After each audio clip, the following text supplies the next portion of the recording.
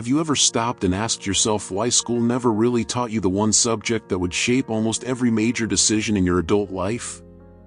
You spent years learning about historical wars, memorizing scientific formulas, and repeating facts that were considered important enough to appear on exams. You probably remember lessons about the War of 1812. You may still recall parts of the periodic table. And somewhere in the back of your mind, there is a good chance you still remember the classic line that mitochondria is the powerhouse of the cell. But when it comes to handling your own money, making wise financial choices, understanding debt, using credit responsibly, planning for emergencies, or building long-term wealth, the education system became strangely quiet. That silence has consequences. Because the truth is, money affects almost everything. It affects where you live, how much freedom you have, how much stress you carry, what opportunities you can take, what risks you can afford, how secure your family feels, and even how much control you have over your own future. Yet millions of people enter adulthood without ever being taught how money actually works. They are expected to figure it out on their own, often through trial and error, and those errors can be expensive. Very expensive. Recent surveys paint a troubling picture. Only around half of American adults are able to demonstrate basic financial literacy. Think about that for a second. If you're in a room with 10 adults, statistically speaking, about 5 of them do not really understand the core principles of personal finance. And depending on how strict your standards are, that number may actually be even worse. On average, Americans answer only about 48% of basic financial literacy questions correctly. That means many people are not just slightly confused about money.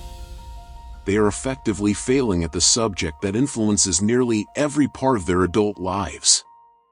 And that is not because they are lazy, unintelligent, or incapable. It is often because nobody ever sat them down and explained the rules of the game. My name is Finn, and over the years I have spent a huge amount of time trying to understand why some people steadily build wealth while others remain trapped in a cycle of stress, debt, and paycheck-to-paycheck living, even when they earn similar incomes. I've looked at habits, systems, incentives, behavior patterns, and financial decision-making.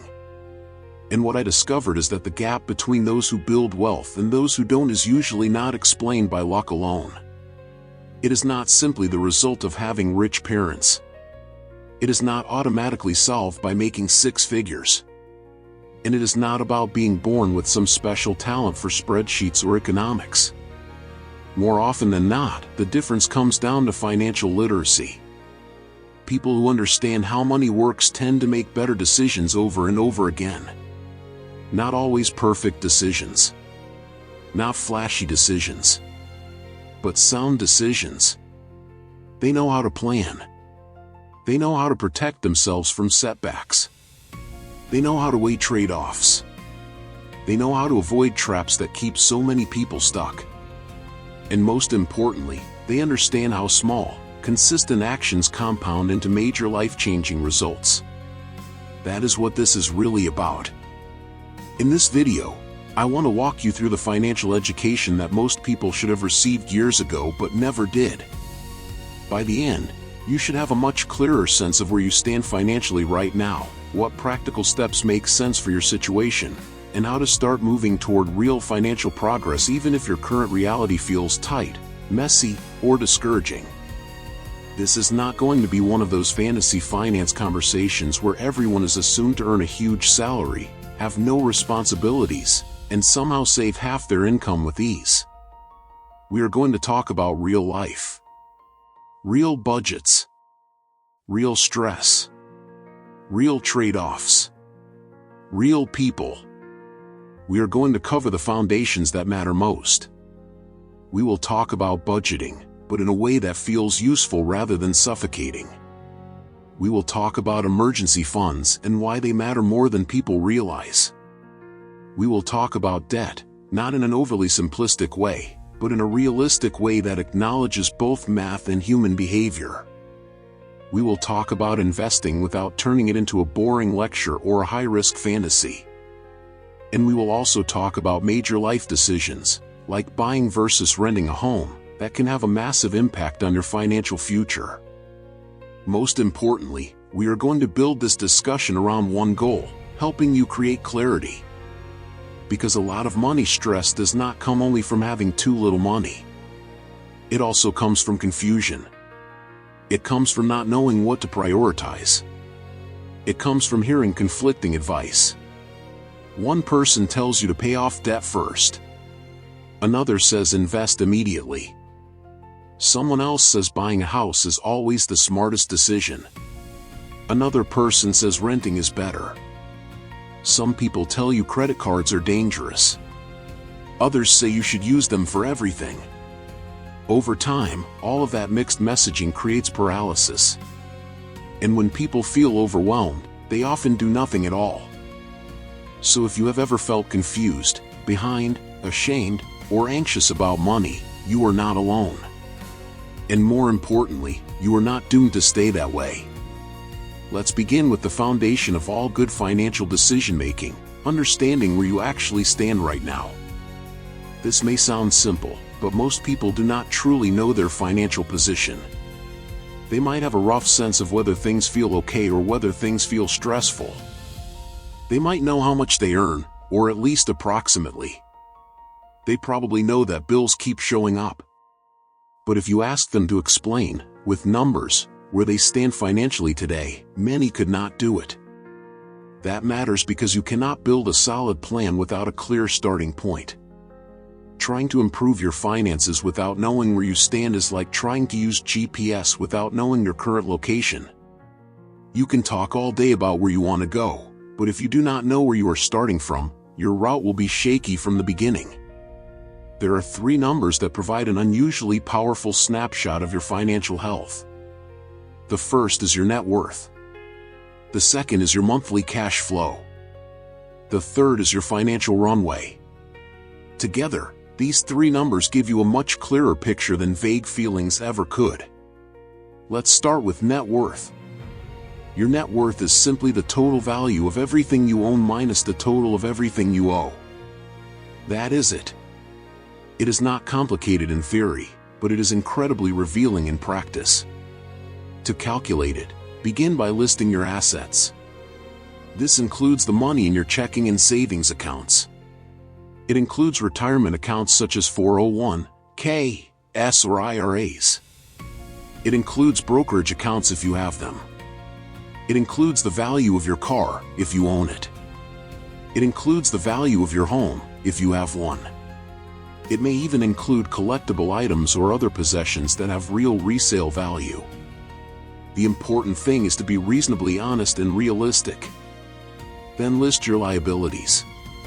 Credit card balances, student loans, car loans, mortgages, personal loans, medical debt, money borrowed from friends or family. Anything you owe counts. Subtract what you owe from what you own, and the result is your net worth. For some people, this number is positive. For others, it is negative. And for many young adults, especially those carrying student loans, a negative net worth is not unusual. It can feel discouraging at first, but it is still valuable information. In fact, it is powerful information, because once you know the number, you can start changing it. What surprises many people is how their net worth compares to broader averages. According to Federal Reserve data, the median net worth for households under age 35 is under $39,000. For households between 35 and 44, the median is roughly $130,000. For those between 45 and 54, it is around $240,000. Those numbers may sound high to some people and low to others, but the main point is perspective. If your number feels unimpressive, you may be more normal than you think. If your number looks decent, that does not necessarily mean you are secure in every other sense. Because net worth is only one part of the picture. The second number is your monthly cash flow, and this is where things often become very real. Cash flow is what happens every month when your income meets your expenses. It tells you whether your financial life is gradually improving or gradually deteriorating. You may have a decent salary on paper, but if your expenses consistently consume all of it, or more than all of it, then your financial position is weaker than it appears. To calculate cash flow, track everything that comes in and everything that goes out over at least one full month. Longer is even better, but 1 month is a solid start. Income is usually straightforward. Wages, freelance income, side hustle income, rental income, benefits, or anything else that regularly puts money in your hands. Expenses are where the hidden truth tends to live. Housing, transportation, food, utilities, insurance, subscriptions, debt payments, medical costs, childcare, entertainment, travel, online shopping, small convenience purchases. Those little it's only a few dollars moments that add up across weeks and months. Once you total those expenses and subtract them from your income, your real situation becomes harder to ignore. If you have money left over each month, that is positive cash flow. That surplus is what allows you to save, invest, build an emergency fund, and move toward financial freedom. If you are spending more than you earn, you have negative cash flow. That means your lifestyle is being funded, at least in part, by debt, depletion of savings, or some other unsustainable method. If your income and expenses cancel each other out almost perfectly, then you are likely living paycheck to paycheck. You may be surviving, but you have very little margin for error. And financial progress depends heavily on margin. Even a modest monthly surplus can become something powerful if it is used intentionally. Imagine you have an extra $300 per month. That may not feel life-changing right now. But if that $300 is invested consistently and earns an average annual return of 8%, it could grow into more than $460,000 over 30 years. Not because $300 is huge, but because time and compounding are huge. That is one of the most important mindset shifts in all of personal finance. Small amounts matter more than they seem, especially when repeated consistently. The third number is your financial runway. This number answers a very direct and slightly uncomfortable question. If your income disappeared tomorrow, how long could you keep going before you ran out of money? To calculate this, take your total liquid savings and divide it by your monthly expenses. Liquid savings means money you can access quickly without penalties or delays. Typically, that means checking accounts, savings accounts, and perhaps money market funds. It does not usually include retirement accounts, because withdrawing from those can trigger taxes and penalties. It also does not include home equity, because you cannot instantly use your house to buy groceries or pay rent. If your monthly expenses are $3,000 and you have $9,000 in accessible savings, then your runway is 3 months. This number matters because it reflects resilience. Life does not move in a straight line. People lose jobs. Cars break down. Medical emergencies happen. Landlords raise rent. Family crises emerge. If you have no runway at all, almost every disruption becomes a financial emergency. If you have even 1 or 2 months of breathing room, your ability to respond changes dramatically. Many experts recommend saving 3 to 6 months of expenses. That is a solid benchmark. But even 1 month of runway is meaningful. In fact, it puts you ahead of a surprising number of people. Federal Reserve research has shown that a large share of adults would struggle to cover even a $400 emergency without borrowing or selling something. So when you know your net worth, your cash flow, and your runway, you are no longer guessing. You are no longer operating on vibes, fear, or denial. You are working with a map. And once you have the map, you can choose a direction. That brings us to financial goals. A lot of people set goals badly. they choose random numbers because the numbers sound respectable. They say things like, I want to save $10,000, or I want to become debt-free, or I want to be rich someday. Those statements are not useless, but they are incomplete. They do not explain why the goal matters, what it will change, or how the goal connects to real life. Good financial goals should begin with the life you want, not with a random dollar amount. What do you actually want your money to do for you? Maybe you want security. Maybe you want to stop feeling panic every time your phone buzzes with a banking notification. Maybe you want to know that one unexpected bill will not wreck your month. Maybe you want the ability to leave a job that drains you. Maybe you want to buy a home. Maybe you want to support your parents. Maybe you want to travel without guilt. Maybe you want children and the stability to raise them well. Maybe you want the freedom to retire early, switch careers, or start your own business. Those are life goals. And money goals should serve them. Once you define what kind of life you want, then you can reverse engineer the financial requirements. If you want more career freedom, you probably need a larger emergency fund and lower fixed expenses. If you want to buy a house, you need a down payment, a stable income history, and good credit. If you want early retirement, you need a long-term investing strategy that goes much further than casual saving.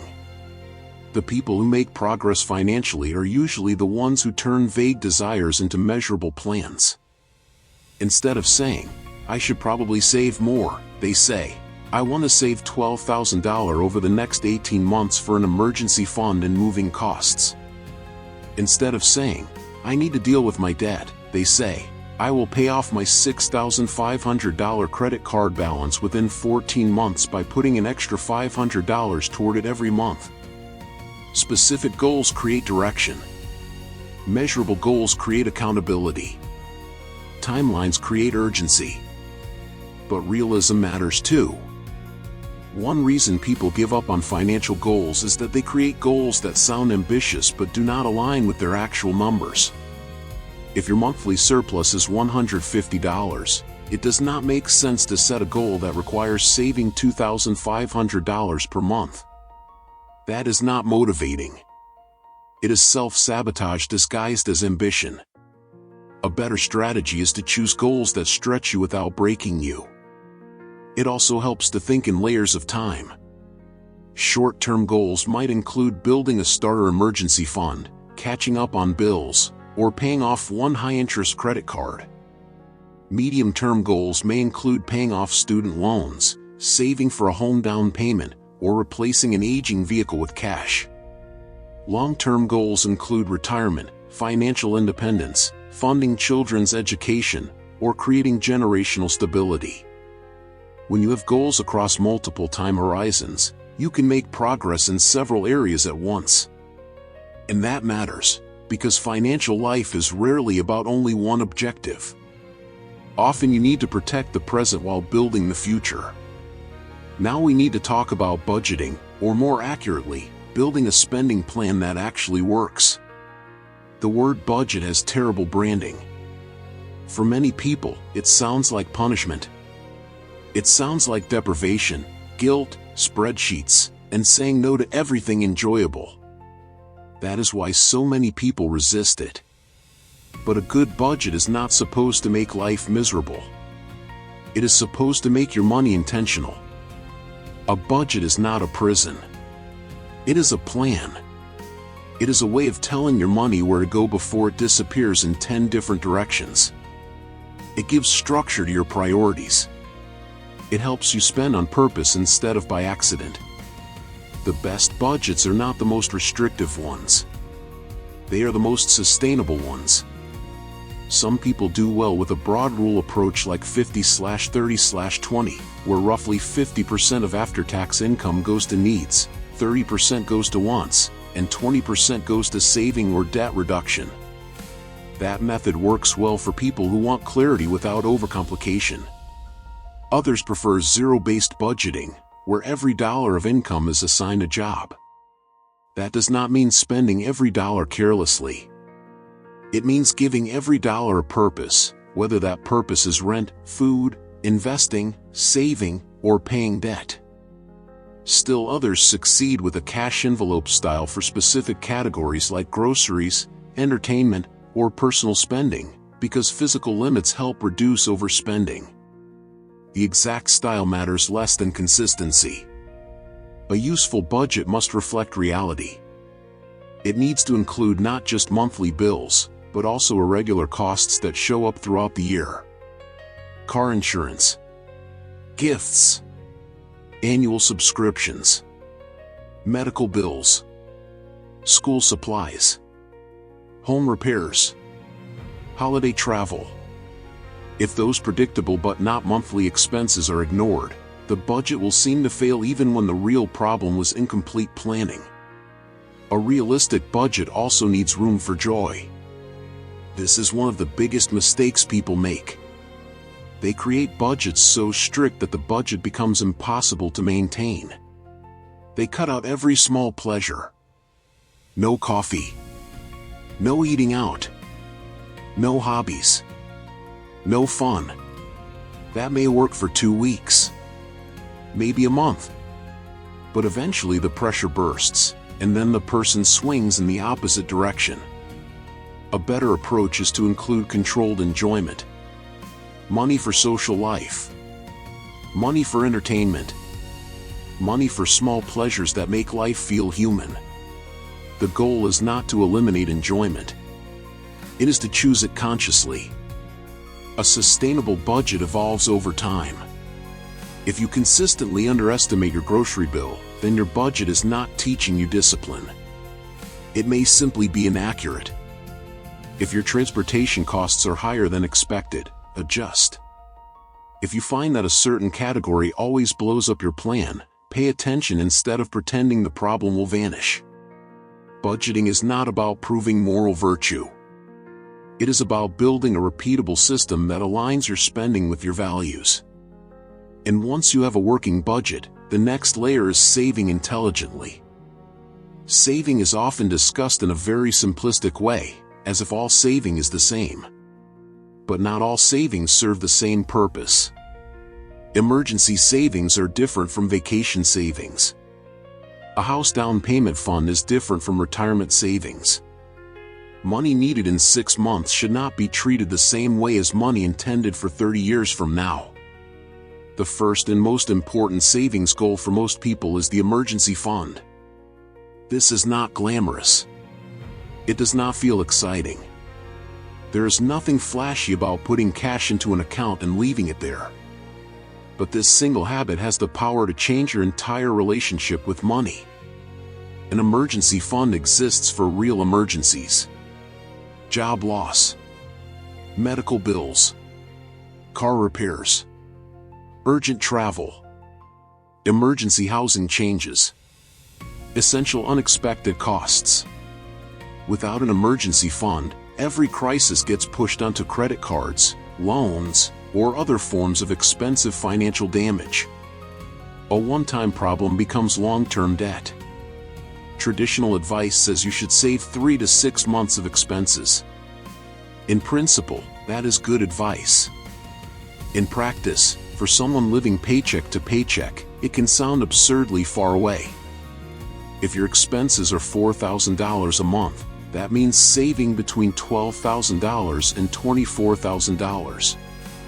For many people, that feels completely unrealistic.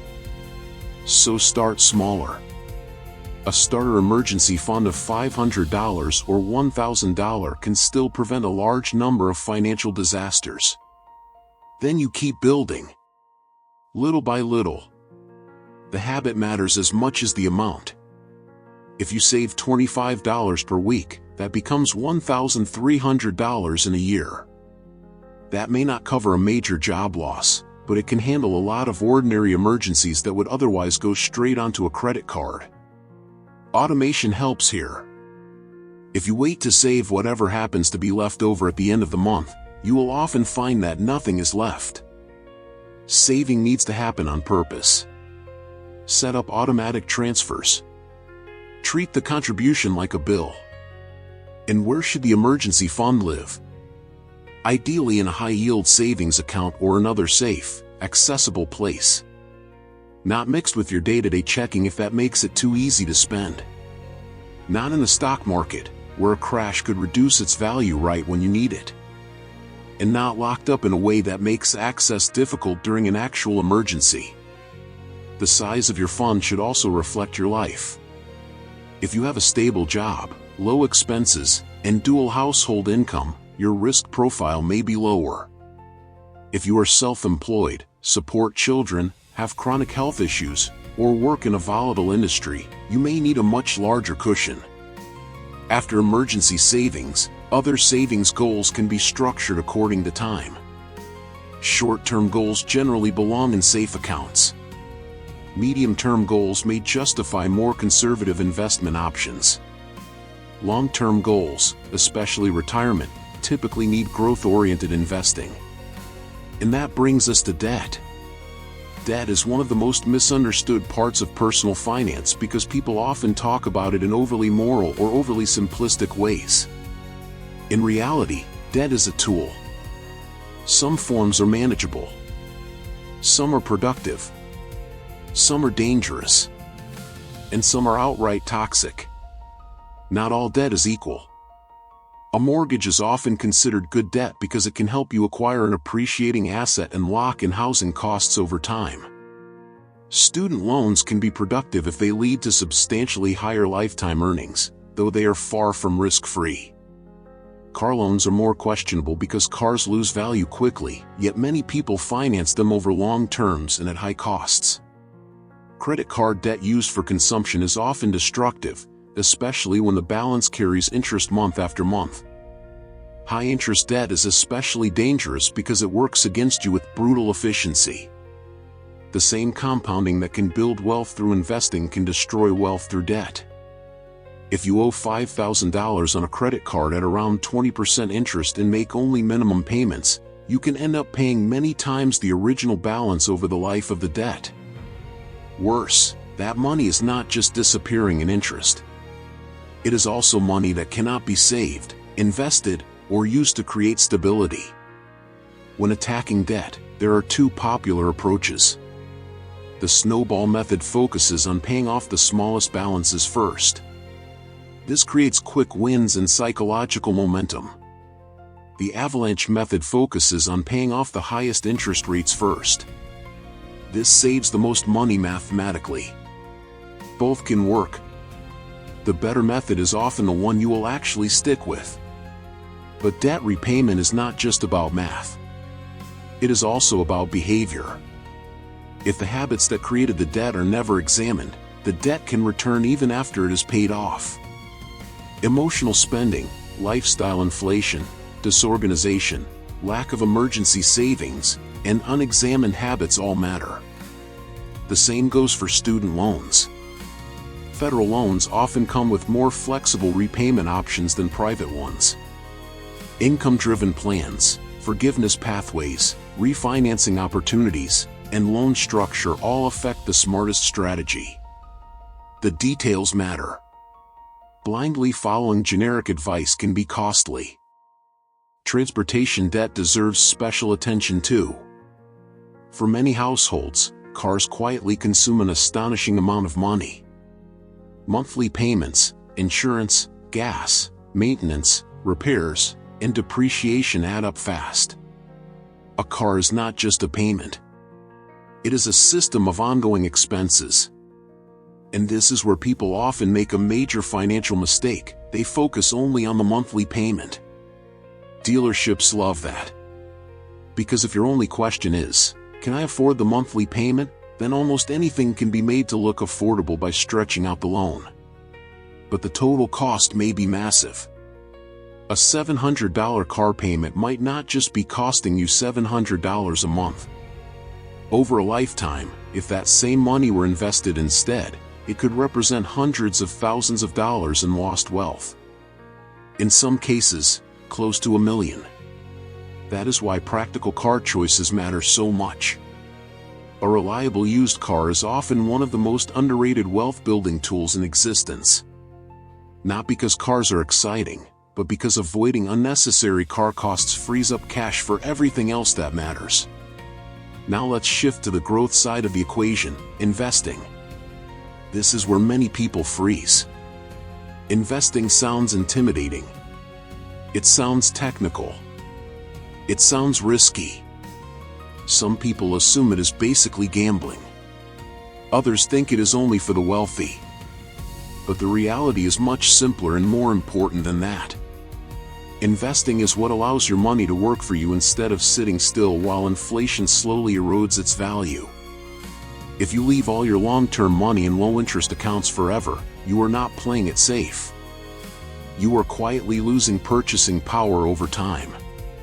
When you invest, you are putting money into assets that you expect to grow over the long run. Stocks, bonds, real estate funds, index funds, retirement funds. The goal is not to get rich overnight. The goal is to own assets that compound in value over years and decades. Compounding is the engine behind long-term wealth. If you invest $100 a month starting at age 25 and earn an average of 8% annually, you could end up with over $700,000 by age 65.